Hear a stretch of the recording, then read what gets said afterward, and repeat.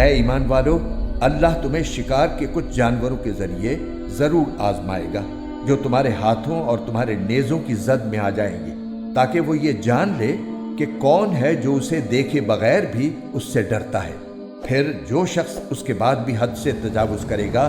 وہ دردناک سزا کا مستحق ہوگا۔ اے ایمان والو، جب تم احرام کی حالت میں ہو تو کسی شکار کو قتل نہ کرو،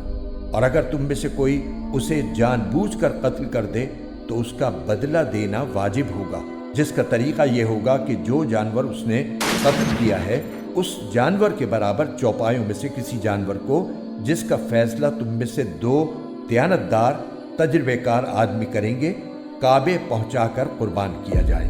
یا اس کی قیمت کا کفارہ مسکینوں کو کھانا کھلا کر ادا کیا جائے، یا اس کے برابر روزے رکھے جائیں، تاکہ وہ شخص اپنے کیے کا بدلہ چکھے۔ پہلے جو کچھ ہو چکا اللہ نے اسے معاف کر دیا، اور جو شخص دوبارہ ایسا کرے گا تو اللہ اس سے بدلہ لے گا، اور اللہ اقتدار اور انتقام کا مالک ہے۔ تمہارے لیے سمندر کا شکار اور اس کا کھانا حلال کر دیا گیا ہے تاکہ وہ تمہارے لیے اور قافلوں کے لیے فائدہ اٹھانے کا ذریعہ بنے، لیکن جب تک تم حالت احرام میں ہو تم پر خشکی کا شکار حرام کر دیا گیا ہے، اور اللہ سے ڈرتے رہو جس کی طرف تم سب کو جمع کر کے لے جایا جائے گا۔ اللہ نے کعبے کو، جو بڑی حرمت والا گھر ہے، لوگوں کے لیے قیام امن کا ذریعہ بنا دیا ہے،